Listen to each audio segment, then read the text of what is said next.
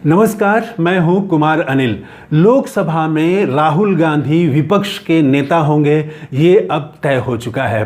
तो इस संदर्भ में मैं 3 बिंदुओं की चर्चा करूंगा। पहला कि अब तक क्या हो रहा था, अब क्या हो रहा है और आगे क्या होने की संभावना है। जब से राहुल गांधी को विपक्ष का नेता बनने के लिए कांग्रेस की कार्य समिति ने प्रस्ताव पारित किया, तब से ही भारतीय जनता पार्टी के समर्थक और बहुत सारे ऐसे लोग भी जो सामान्य लोग भी हैं, वो भी कह रहे थे कि राहुल गांधी आखिर लोकसभा का अध्यक्ष क्यों नहीं बनना चाहते हैं, ये सवाल कर रहे थे। और जो विरोधी हैं वो कह रहे थे कि राहुल गांधी डर गए हैं, राहुल गांधी भाग गए हैं और राहुल गांधी जिम्मेवारी लेना नहीं चाहते हैं। विपक्ष का नेता का पद जो होता है वो बहुत जिम्मेवारी वाला पद होता है और राहुल गांधी जिम्मेवारी से भागना चाहते हैं। वो सिर्फ बड़ी बड़ी बातें करना चाहते हैं, भाषण दे देना चाहते हैं, लेकिन जिम्मेवारी नहीं लेना चाहते हैं आगे बढ़ के। तो ये आलोचना हो रही थी। अब जब उन्होंने स्वीकार कर लिया है पद और विपक्ष के नेता बनेंगे वो, तो अब क्या कह रहे हैं? अब भाजपा के समर्थक कह रहे हैं कि राहुल गांधी जो हैं ये स्वार्थी हैं, खुद क्यों बन गए?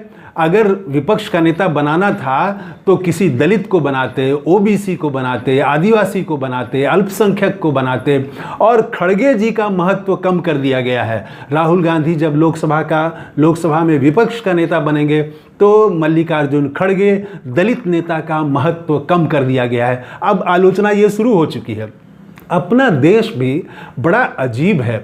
अगर आप पद त्यागते हैं, सचमुच में आप पद त्यागते हैं, आप चाहते हैं कि नहीं हम नहीं, कोई दूसरे आ जाएं। राहुल गांधी को 2009 में ही वो चाहते तो केंद्रीय मंत्री बन सकते थे। केंद्रीय मंत्री बनने के लिए कितना कुछ किया जाता है इस देश में, लेकिन उन पर दबाव था कि आप केंद्रीय मंत्री बनिए, वो नहीं बने। फिर राहुल गांधी पर लोकसभा चुनाव के पहले, इस चुनाव के पहले भी उन पर था कि आप कांग्रेस का अध्यक्ष बने, वो नहीं बने। उसके बाद अब जब लोकसभा में विपक्ष के नेता का पद की जिम्मेवारी आई, इस पर भी उन्होंने सोचने का वक्त मांगा कि हमें कुछ समय दिया जाए। तो आप जो है वो राहुल गांधी चाहते हैं कि दूसरे लोग भी सामने आएं। वो चाहते तो मंत्री बन सकते थे। सोनिया गांधी अगर चाहती तो प्रधानमंत्री बन सकती थी।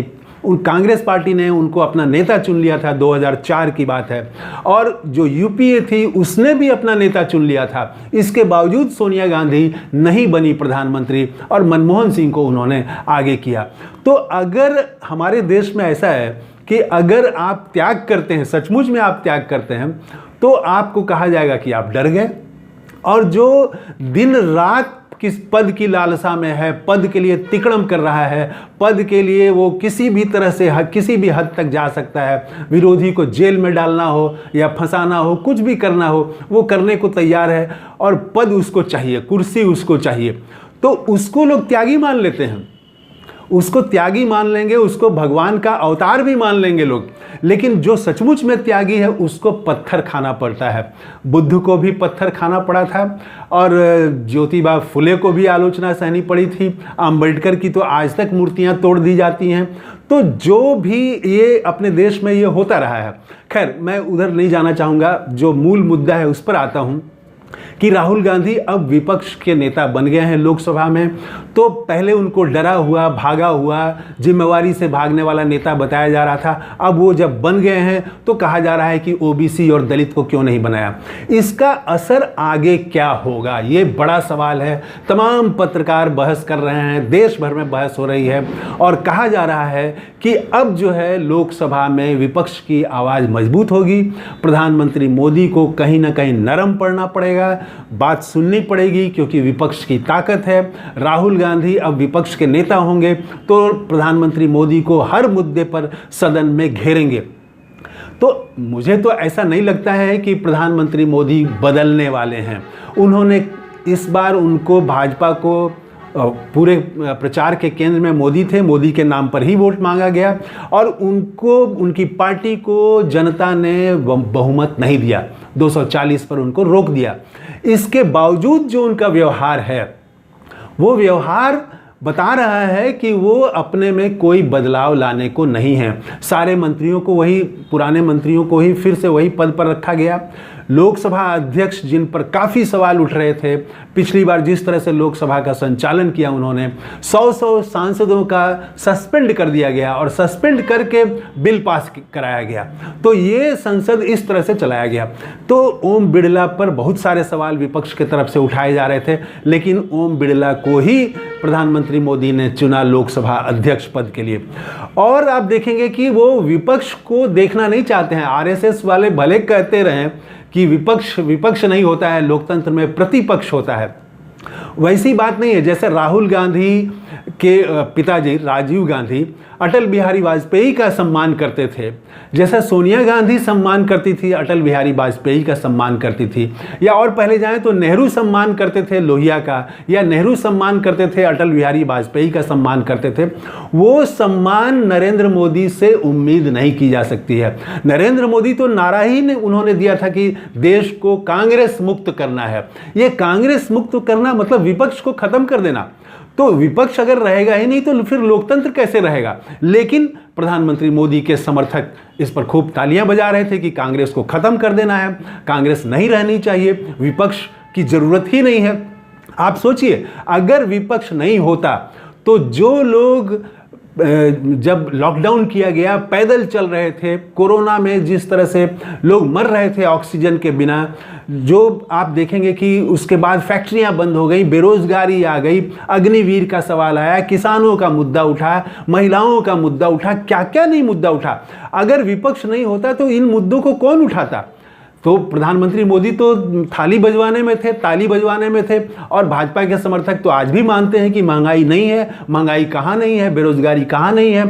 तो विपक्ष के रहने के कारण ही ये जनता के जो मुद्दे हैं वो मुद्दे चुनाव में भी वो मुद्दा बना, और जनता ने भी मैंडेट दिया है। अगर जनता ने प्रधानमंत्री मोदी को बहुमत नहीं दिया लेकिन सबसे बड़ी पार्टी बनाया, तो उनको भी एक संदेश दिया है कि आप अपने में कुछ बदलाव लाएं। और विपक्ष को इतना ताकत दे करके जनता ने ये कहा है कि आप हमारी आवाज़ को मजबूती से उठाएं। तो प्रधानमंत्री मोदी तो जो जनादेश है उसकी भावना के अनुकूल वो अभी तक वो कुछ भी बदलने को तैयार नहीं दिख रहे हैं। विपक्ष ने उनसे डिप्टी स्पीकर का पद मांगा, वो भी उन्होंने नहीं दिया, जबकि भारतीय जनता पार्टी के डिप्टी स्पीकर रह चुके हैं कांग्रेस के ज़माने में। तो ये जो प्रधानमंत्री मोदी जिस तरह से पहले काम कर रहे थे वो संदेश दे रहे हैं कि हमारे में कोई बदलाव नहीं आया है, हम उसी तरह से काम करेंगे। तो जो कांग्रेस मुक्त चाहते हैं देश, और आरएसएस भी चाहता है यही बात, आरएसएस को भी गांधी पसंद नहीं है, स्वतंत्रता आंदोलन में उसकी कोई हिस्सेदारी नहीं थी, गांधी उसको पसंद नहीं है, नेहरू पसंद नहीं है। नेहरू तो खास करके पसंद नहीं है क्योंकि नेहरू जो है वो विचारों में बहुत आधुनिक थे, लोकतंत्र और धर्मनिरपेक्षता को समझते थे, और दुनिया में जो नए नए विचार थे लोकतंत्र को मजबूत करने वाले विचार, उसको वो भारत में ला रहे थे। भारत हालांकि बहुत पिछड़ा था वैचारिक मामले में उस समय। जैसे फ्रीडम ऑफ स्पीच, बोलने की आज़ादी, ये आज़ादी के पहले कांग्रेस के अधिवेशनों में चर्चा हो रही थी, और आज़ादी मिलने के बाद जब संविधान का निर्माण हो रहा था उस दौरान इस पर काफ़ी बहसें हुई हैं। तो फ्रीडम ऑफ स्पीच जैसे सवाल पर प्रधानमंत्री उस समय के नेहरू जो है वो सोचते रहे थे। तो विपक्ष जो है वो अब आज का जो विपक्ष है, अब ये जनता की आवाज़ को उठाना है, और प्रधानमंत्री मोदी तो कोई भी बदलाव होते हुए उनमें अभी तक तो दिखाई नहीं पड़ रहा है। अब कुछ लोग कह रहे हैं, बड़े बड़े पत्रकार कह रहे हैं, बुद्धिजीवी कह रहे हैं कि अब राहुल गांधी और विपक्ष की ताकत बढ़ी है, राहुल गांधी विपक्ष के नेता बन गए, तो अब प्रधानमंत्री मोदी को बात सुननी पड़ेगी। संसद में विपक्ष की आवाज़ को दबाना आसान नहीं होगा, माइक ऑफ करना आसान नहीं होगा, 100 सांसदों को सस्पेंड करना आसान नहीं होगा। मेरा ऐसा मानना है कि ऐसी बात नहीं है। आप देखिए कि अभी तक जो प्रधानमंत्री मोदी ने निर्णय लिए, चाहे वो सबसे सीनियर मोस्ट सांसद को प्रोटेम स्पीकर नहीं बनाना हो, ओम बिड़ला को ही फिर से लोकसभा स्पीकर के लिए नामांकन कराना हो, अपने तमाम मंत्रियों को फिर से वही पद देना हो, गृह मंत्री फिर से अमित शाह बने, तो जिम्मेवारी तो वो नहीं ले रहे हैं। आप देखेंगे कि मणिपुर हुआ, मणिपुर का जिम्मेवार कौन है? गृह मंत्री जिम्मेवार होता है, लेकिन कोई मंत्री यहाँ पर रेल दुर्घटनाएं हो रही हैं लेकिन रेल मंत्री जिम्मेवार नहीं है। तो वो अपनी जिम्मेवारी लेने के बजाय विपक्ष पर हमला करना, विपक्ष को घेरना, विपक्ष को दुश्मन की तरह ट्रीट करना, ये उनका जारी रहेगा और 100 सांसदों को सस्पेंड भी किया जा सकता है, मेरा मानना यह है। क्योंकि विपक्ष को आप देखेंगे तो विपक्ष उस तरह से एकजुट नहीं रह पाएगा, अभी तक नहीं रह पा रहा है। अब पहले ही घटना देख लीजिए कि जैसे ही विपक्ष ने सबसे वरिष्ठ सांसद 8 बार जीत चुके हैं के सुरेश को लोकसभा स्पीकर के लिए उनका नामांकन कराया, तो ममता बनर्जी ने अलग सुर में आलोचना कर दी, कहा कि हमसे कंसल्ट नहीं किया गया, जबकि तमाम विपक्षी सांसदों से बातचीत हो रही थी। तो ये अगर बात नहीं की गई तो वो अलग से पूछ सकते थे कि भाई हमसे क्यों नहीं बात की गई, लेकिन सार्वजनिक तौर पर मीडिया में आके बोलने का मतलब कुछ संदेश देना है, प्रधानमंत्री मोदी को भी संदेश देना है। और हो सकता है कि ममता बनर्जी की पार्टी के सुरेश का समर्थन न करे, विपक्ष का साथ न दे और एब्सटेन कर जाए। तो जैसे पिछले आप लोकसभा में नवीन पटनायक को देखते थे कि वो हर मुद्दे पर साथ चले जाते थे, घुमा के या सीधे, तो ममता बनर्जी भी समर्थन कर सकती हैं, दूसरे नवीन पटनायक की तरह वो भी कर सकती हैं। तो विपक्ष जो है एकजुट नहीं रहेगा और एकजुट रखना बहुत कठिन है। और उसके बाद अगर एकजुट हो भी गया तो भी अगर सांसदों को सस्पेंड कर दिया जाएगा तो विपक्ष क्या कर लेगा, राहुल गांधी क्या कर लेंगे? तो राहुल गांधी जो है संसद में बोलेंगे तो बोलते रहें, उनको भी हो सकता है सस्पेंड कर दिया जाए, इसमें क्या आश्चर्य की बात है। तो असल में होगा ये कि टकराव तो बढ़ेगा, लेकिन संसद में टकराव बढ़ेगा, संसद में सरकार को झुकाना मुश्किल होगा। एक तो उनको बहुमत है एनडीए को, दूसरा ममता बनर्जी जैसे कई दल होंगे जो उनको मौके गाहे बगाहे उनको समर्थन देते रहेंगे, तो वो अपना उसी तरह से काम करेंगे संसद के भीतर। लेकिन संसद के बाहर जो है वो टकराव बढ़ेगा, मेरा मानना यह है। क्योंकि जब राहुल गांधी को संसद में विपक्षी सांसदों को संसद के भीतर, लोकसभा के भीतर बोलने नहीं दिया जाएगा, सस्पेंड कर दिया जाएगा, तो तब वो जनता के बीच जाएंगे और जनता ने उनको भेजा है अपनी आवाज़ उठाने के लिए, तो वो जनता का समर्थन मिलेगा। तो जनता इस बार जो है वो सड़कों पर आंदोलन दिखेगा, इसकी ज़्यादा संभावना लग रही है और विपक्ष को भी सड़कों पर जाना पड़ेगा। संसद कितना प्रतिपक्ष को मौका देगा ये तो कहना मुश्किल है, लेकिन जनता जो है वो चाहती है कि हमारे मुद्दे सामने आए। और राहुल गांधी के लोकसभा में विपक्ष का नेता बनने से एक बात तो तय है कि दलितों की आवाज़, अति पिछड़ों की आवाज़, अल्पसंख्यकों की आवाज़, ये आवाज़ जो अनऑर्गेनाइज सेक्टर है, छोटे कम वेतन वाले काम करने वाले मजदूर हैं, कारीगर हैं, ऐसे लोगों की आवाज़, किसानों की आवाज़, इन लोगों की आवाज़ संसद में अब ज़्यादा सुनाई पड़ेगी। राहुल गांधी चूँकि इनकी आवाज़ बन चुके हैं, वो लगातार आवाज़ उठा रहे हैं। ये जो मार्जिनलाइज्ड क्लास है, आर्थिक रूप से कमज़ोर वर्ग है, सामाजिक रूप से पिछड़ा और दलित है, इसकी आवाज़ राहुल गांधी उठाते रहे हैं। और इस बार जब वो लोकसभा के में विपक्ष का नेता बनेंगे तो इसकी आवाज़, देश के 80% लोगों की आवाज़ संसद में ज़्यादा सुनाई पड़ेगी, ये बात तो दिखती है। अब इसके बाद में राहुल गांधी जो है वो उन पर जो दूसरी जिम्मेवारी है उसको वो कैसे संभालते हैं ये भी देखना होगा। उनके ऊपर दूसरी बड़ी जिम्मेवारी ये है कि कांग्रेस को देश में मजबूत करना। अभी भी कई ऐसे प्रदेश हैं जहां पर कांग्रेस काफ़ी कमज़ोर है। उत्तर प्रदेश में इंडिया गठबंधन ने काफ़ी अच्छा प्रदर्शन किया है, उस प्रदर्शन को 2027 तक जारी रखना पड़ेगा, तब अगले विधानसभा चुनाव में आप इंडिया गठबंधन की सरकार की कल्पना कर सकते हैं। अखिलेश यादव और राहुल गांधी में जिस तरह से ट्यूनिंग बनी है, जिस तरह से एकता बनी है, वो एकता तो काफ़ी सकारात्मक है और नीचे सकारात्मक संदेश जा रहा है। लेकिन राहुल गांधी को उत्तर प्रदेश में समय देना पड़ेगा, उड़ीसा में समय देना पड़ेगा, बिहार में, मध्य प्रदेश और छत्तीसगढ़ जैसे राज्यों में समय देना पड़ेगा। यहाँ पर उनको बड़े अभियान चलाने पड़ेंगे। तो ये जो अभियान चलाना है और संसद में, लोकसभा में विपक्ष का नेता पद की जिम्मेवारी, इस दोनों में उनको तालमेल करते हुए उनके ऊपर तो जिम्मेवारी बढ़ गई है। उनको कांग्रेस के संगठन को, नीचे जनता के आंदोलन को भी मजबूत करना है ज़मीन पर, और संसद में विपक्ष के नेता की जिम्मेवारी भी उनको उठानी है। तो उन पर तो काम का और जिम्मेवारी का बोझ उनका बढ़ गया है उन पर।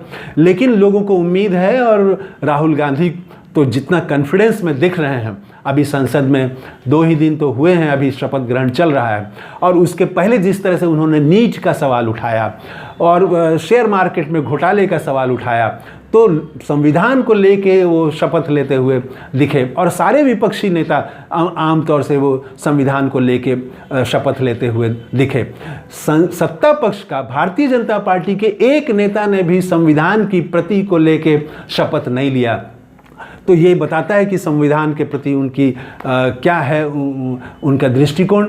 और इधर विपक्ष के लोगों ने, सांसदों ने, सब ने संविधान की प्रति लेके शपथ ली है। जय भीम का नारा इस बार ज़्यादा लगा है, अंबेडकर का नारा लगा है। संविधान मतलब ही जय भीम और अंबेडकर हो जाता है। तो ये एक परसेप्शन है हमारे देश में। तो संविधान, लोकतंत्र, जनता के मुद्दे, ये इस बार लोकसभा में इसकी आवाज़ मजबूत होगी। वहाँ आवाज़ दबाने की कोशिश होगी तो नीचे जनता में ये सांसद जाएंगे और जनता को सड़क पर उतारने की कोशिश करेंगे। तो आने वाले वर्षों में टकराव तो बढ़ेगा, संसद में भी टकराव बढ़ेगा, सड़कों पर भी टकराव बढ़ेगा। तो इस वीडियो में इतना ही। आपने इस चैनल को सब्सक्राइब नहीं किया है तो ज़रूर कर लें, अपने मित्रों के साथ शेयर करें, लाइक करें। थैंक यू, धन्यवाद, जय हिंद।